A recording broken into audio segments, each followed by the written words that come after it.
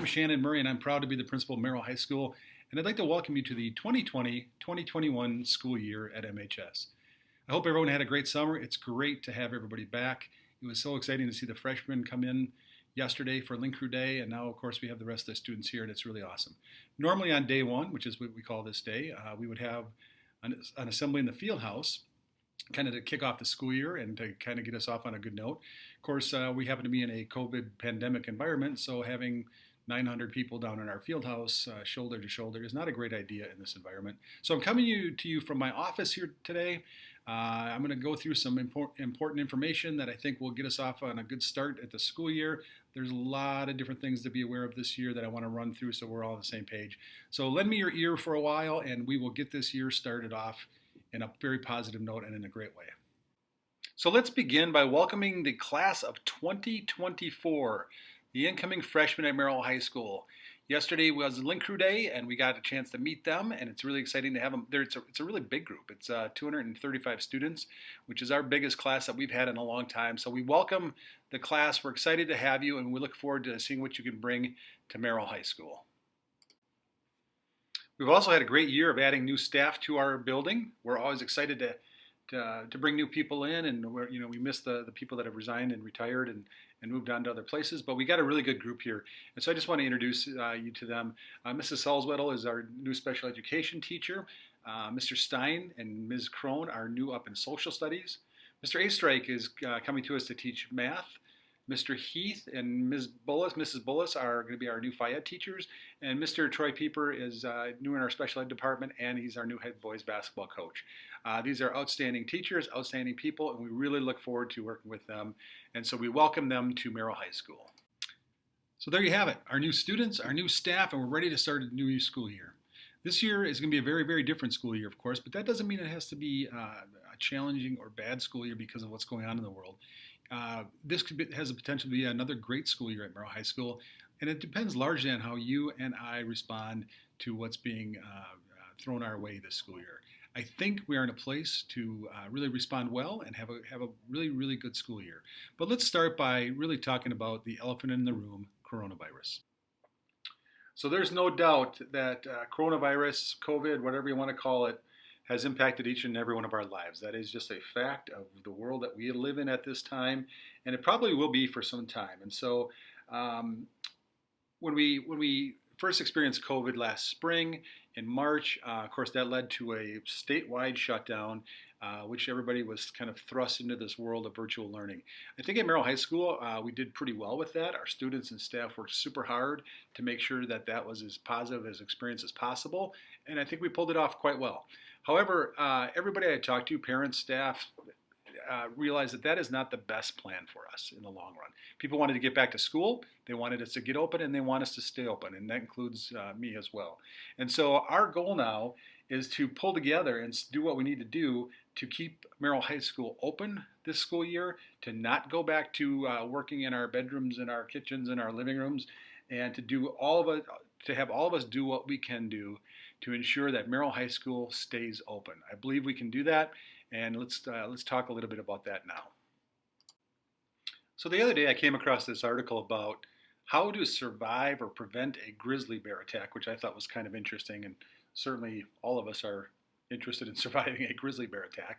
And it went on to talk about things that you can do to and provided some really good tips, like starting out with avoiding grizzly bears, staying out of where they live, making noise, don't enter the woods with an open wound or carrying a moose carcass on your back. If you see one, backing away calmly, those kind of things. Have bear spray on you.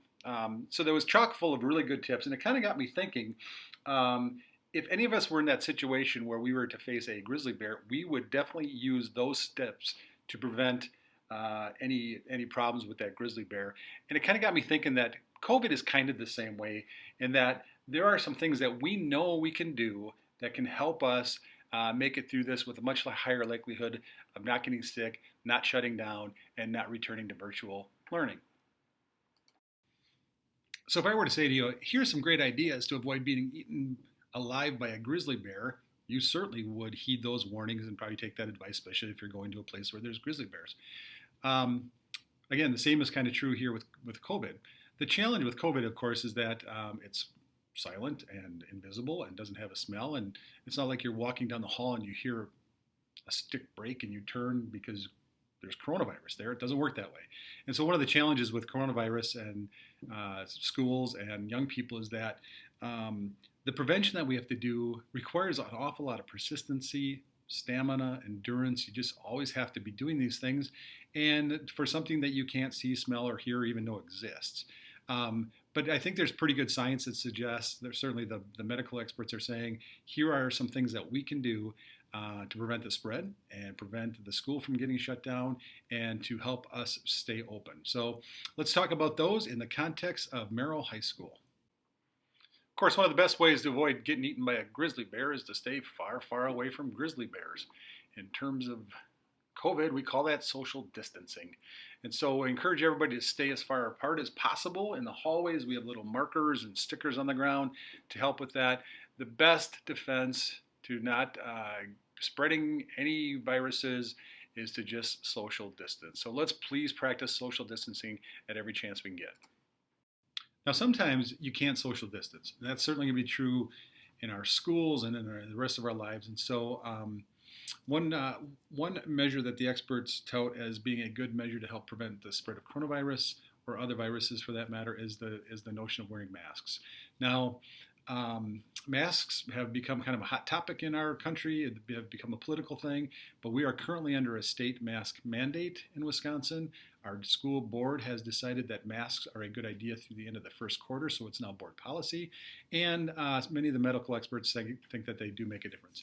Now, I'm not a huge mask fan myself. In fact, I'm not a fan of them at all because I have a beard and I have glasses, and those two things do not make masks particularly comfortable.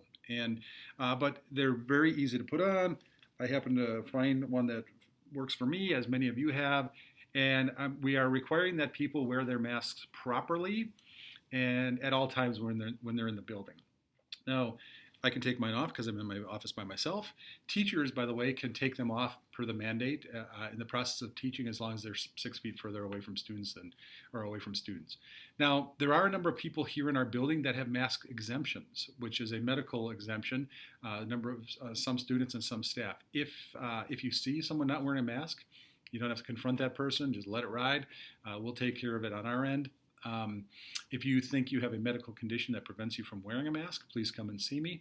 But look, I'm not interested in being the mask police here at Merrill High School, and so my tolerance for noncompliance on this state mandate and this board policy is going to be very short. So I ask that everybody just do the right thing, wear your masks. I will, everybody does, and that will help us prevent shutting down our schools, which none of us want to do. So let's do the right thing, mask up all the time. We're going to build in mask breaks. I've encouraged teachers to let take their classes outside to give people fresh air, and we'll make it through. But masks are where we are at. There are a lot of other things we can do around here to prevent any spreading of any viruses or any of those kind of things, including washing your hands. That's just good common sense. Wash your hands often and thoroughly. We have hand sanitizers all around the building. Every classroom has them. And so please keep your hands clean. Avoid touching your face if possible, and avoid sharing things that you have touched. That will help us as well. Of course, cover your mouth when you sneeze or cough, and just doing the little things will help prevent anybody from getting sick and anybody from passing this virus around our school. This next one's a biggie, and perhaps the biggest thing that we can do to help make sure that everybody stays healthy and doesn't get sick, and that we can keep Merrill High School open. So there are going to come times when you wake up in the morning and you're not feeling good, and you might have a headache, or you might have the sniffles, or you might have a common cold, or you might have the flu. Could be a whole host of things.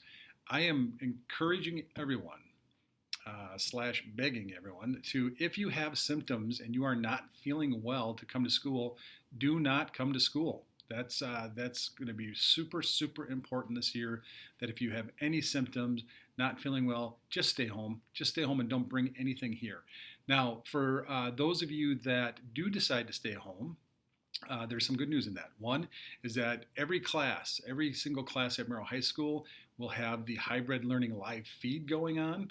And so if you stay home with a runny nose And if you log into your classes and attend the live feed for your classes, you are not marked absent that day. We are counting you as present. So it doesn't count as your 10 days and the 90% for graduation, any of that. We want you to stay home. We want you to do the right thing. We want you to get better. But we also want you to attend if you're able, and so not fall far behind.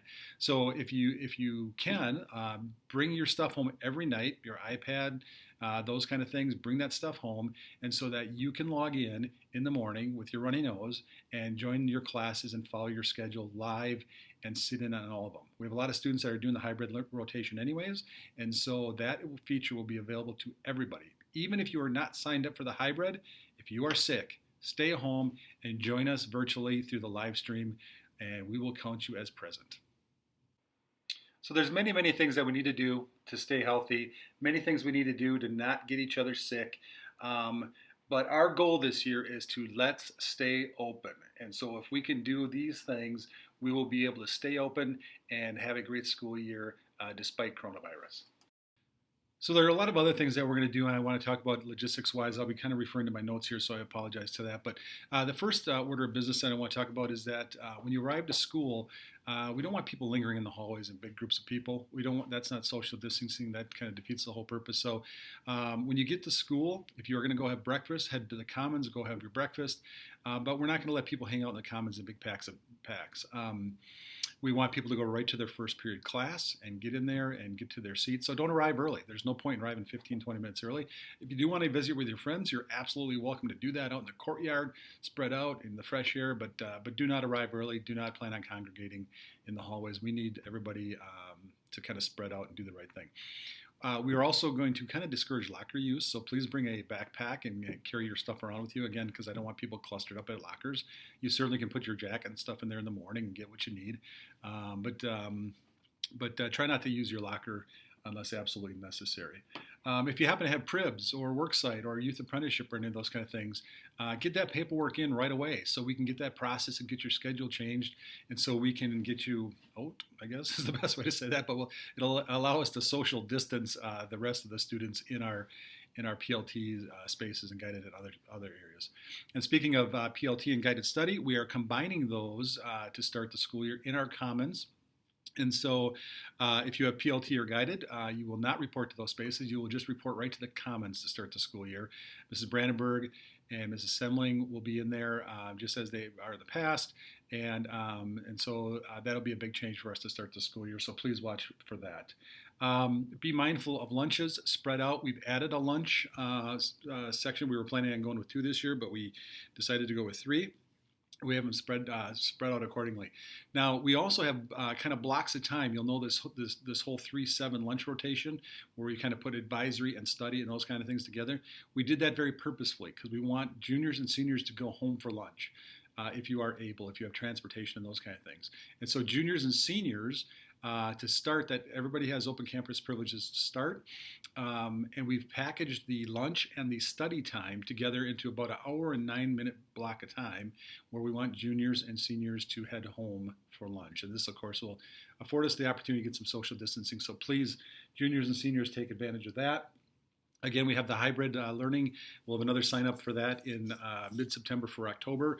Like I said, we have a lot of kids that are doing that, and it'd be great to have more do that as well. And so we can just keep social distancing and those kind of things, and take advantage of those systems. That would be a very big help. So I'm kind of out of bear analogies for my presentation here, but I needed a picture of a bear to get me into my last segment as a transition. And so I thought I'd find a picture of a bear that was absolutely not threatening. So you know that all bears are not harmful or dangerous.